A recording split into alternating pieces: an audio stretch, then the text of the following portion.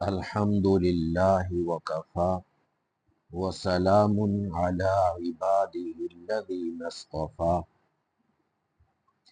اما بعد سورۃ الفاتحہ مکیہ آیاتها سبع ورکوعها واحد صدق اللہ العظیم۔ سورۃ فاتحہ کے ترجمہ اور تفسیر سے پہلے اس کی 3 خصوصیات بیان کرتا ہوں۔ پہلی خصوصیت، اس سورت کے جتنے نام ہیں اتنے کسی اور سورت کے نہیں۔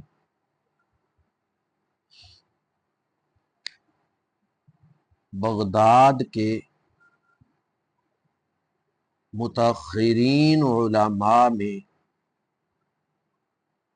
ایک عالم علامہ آلوسی رحمۃ اللہ علیہ ہوئے ہیں۔ 1270 ہجری میں ان کی وفات ہے۔ 13ویں صدی کے یہ بہت بڑے عالم مفتی بغداد ہوئے ہیں۔ انہوں نے اپنی مایہ ناز تفسیر روح المعانی میں سورۃ فاتحہ کے کل 22 نام ذکر کیے اور ہر نام کی وجہ تسمیہ بھی بیان کی۔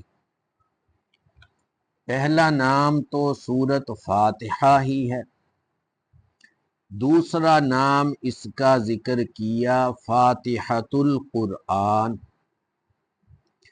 تیسرا نام ام الکتاب، چوتھا نام ام القرآن، پانچواں نام سورۃ الکنز، چھٹا نام سورۃ الوافیہ،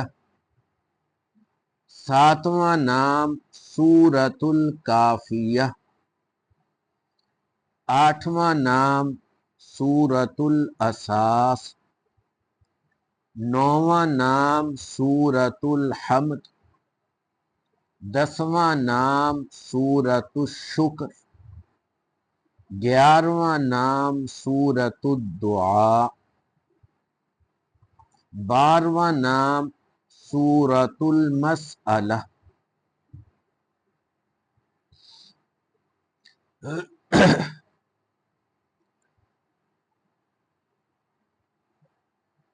اور 13واں نام سورۃ السؤال، 14واں نام سورۃ المناجات، 15واں نام سورۃ التفویض، 16واں نام سورۃ الرقیہ، 17واں نام سورۃ الشفاء، 18واں نام سورۃ الشافعہ، 19واں نام سورۃ الصلاۃ، 20واں نام سورۃ النور، 21واں نام سورۃ القرآن العظیم، 22واں نام سورۃ السبع المثانی۔ ان 22 ناموں میں سب سے زیادہ مشہور سورۃ الفاتحہ ہی ہے۔ فاتحہ کا معنی مقدمہ اور خلاصہ۔ چونکہ سورۃ فاتحہ کی 7 آیات یہ پورے قرآن پاک کا خلاصہ ہے، اس لیے اس کا نام سورۃ فاتحہ۔ گویا یہ سورت ایک متن ہے اور آگے الف لام میم سے لے کر والناس تک پورا قرآن پاک اس کی شرح ہے۔ یہ پہلی خصوصیت ہے اس سورت کی۔ دوسری خصوصیت اس سورت کی یہ ہے کہ یہ اول ما نزل من القرآن ہے۔ سب سے پہلے تو سورت اقرا کی 5 آیات نازل ہوئی، پھر کچھ زمانہ وحی بند رہی جس کو فترت وحی کا زمانہ کہتے ہیں۔ یہ تقریباً 3 سال ہے۔ پھر اس کے بعد دوبارہ وحی آئی جس میں سورت یا ایھا المزمل اور سورت یا ایھا المدثر کی کچھ آیات اتری،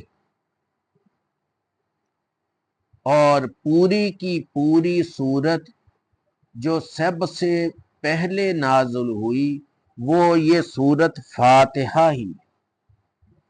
صحابہ کرام سے جو یہ منقول ہے اول ما نزل من القرآن، اس کا یہی معنی ہے کہ سب سے پہلے پوری سورت اترنے والی وہ سورت فاتحہ۔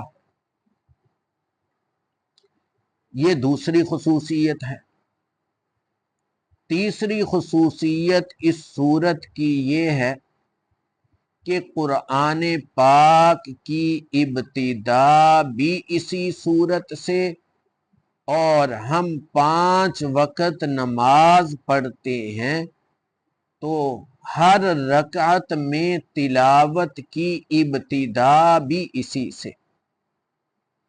امام اور منفرد حقیقتاً الحمد سے شروع کرتے ہیں، اور مقتدی حکماً الحمد سے شروع کرتے ہیں، کیونکہ حدیث مبارکہ میں ہے کہ قراءۃ الامام لہ قراءۃ، کہ امام کا قرآن پاک پڑھنا یعنی سورت فاتحہ اور آگے سورت پڑھنا، یہ مقتدیوں کی طرف سے بھی پڑھنا ہے۔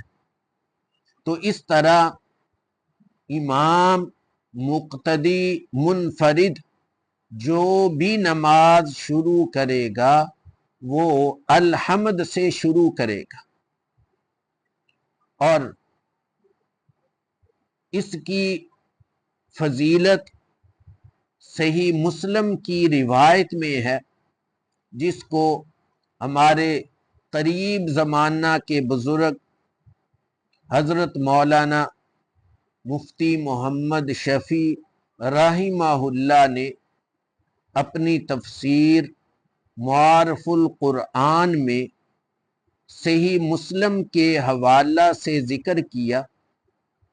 وہ حدیث قدسی ہے کہ رسول اللہ صلی اللہ علیہ وسلم نے فرمایا کہ حق تعالی فرماتے ہیں کہ نماز میرے اور میرے بندے کے درمیان 2 حصوں میں تقسیم کی گئی، نصف میرے لیے اور نصف میرے بندے کے لیے۔ جو کچھ وہ مانگتا ہے وہ اس کو دیا جاتا ہے۔ پھر آگے آپ صلی اللہ علیہ وسلم نے وضاحت فرمائی کہ جب آدمی کہتا ہے الحمد للہ رب العالمین، تو اللہ تعالی جواب میں فرماتے ہیں حمیدنی عبدی، میرے بندے نے میری حمد کی۔ اور جب کہتا ہے الرحمن الرحیم، تو اللہ تعالیٰ فرماتے ہیں میرے بندے نے میری تعریف اور ثنا کی، اور جب کہتا ہے مالک یوم الدین تو اللہ تعالیٰ فرماتے ہیں مجدنی عبدی، میرے بندے نے میری بزرگی بیان کی۔ اور جب بندہ کہتا ہے ایاک نعبد و ایاک نستعین تو اللہ تعالیٰ فرماتے ہیں کہ یہ آیت میرے اور میرے بندے کے درمیان مشترک ہے، کہ ایک حصے میں حمد و ثنا ہے اور دوسرے حصے میں دعا اور درخواست ہے۔ اور یہ بھی فرماتے ہیں کہ میرے بندے کو وہ چیز ملے گی جو اس نے مانگی۔ پھر جب بندہ آگے کہتا ہے اہدنا الصراط المستقیم تو حق تعالی فرماتے ہیں یہ سب میرے بندے کے لیے ہے اور اس کو وہ چیز ملے گی جو اس نے مانگی۔ چونکہ اللہ تعالی سورۃ فاتحہ کی ہر آیت کے بعد جواب دیتے ہیں، اس لیے فقہا نے لکھا ہے کہ نماز میں سورۃ فاتحہ کو ایک ہی یا دو سانسوں میں ہی نہ پڑھ جائے بلکہ ہر آیت پر ٹھہرے، ایک سانس میں ایک آیت پڑھے، اس کے مضمون پر بھی توجہ کرے اور اللہ کی طرف سے جو جواب آ رہا ہے اس پر بھی توجہ کرے، تو اس توجہ کے ساتھ جو نماز پڑھے گا وہ خشوع اور خضوع والی ہوگی اور اللہ کا قرب بڑھانے والی ہوگی۔ اللہ تعالی ہمیں اس کی توفیق دیں۔ اب آگے انشاءاللہ ترجمہ اور تفسیر شروع کیا جائے۔